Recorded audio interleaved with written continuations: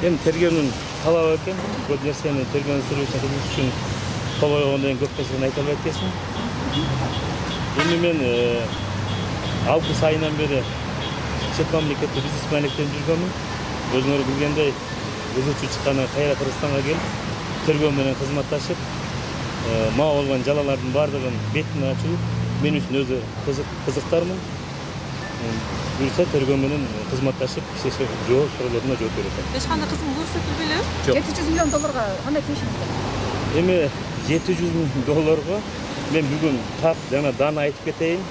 Менин 700 миллион долларга эч кандай 7 тыйына дагы менин тиешем жок. 7 тыйына да тиешем жок менин. Саймагичини тааныйсызбы? Тааныбайм. Көргөн эмесмин, аны менен мамиле да кылган эмесмин.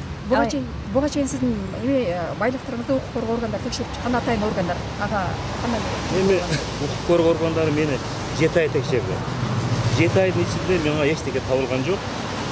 Салык боюнча кичине түшүнбөстүк талап тарыштар болду. Бизге айтылган сумманы биз төлөп бердик. Бул жакта эмне деген суроолорду берип атышсыз?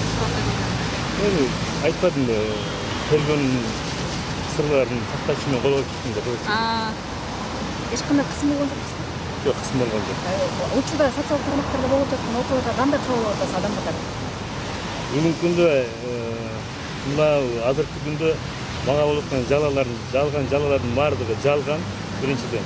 Экинчиден, бүгүнкү менин аброюма шек келтирип, мага жалган маалыматтарды тараткан бүгүнкү күндө айыл токтоп коюлукка жана Ширин Айтматова жана башка журналисттерге мен бүгүнкү күндө сотко бердим.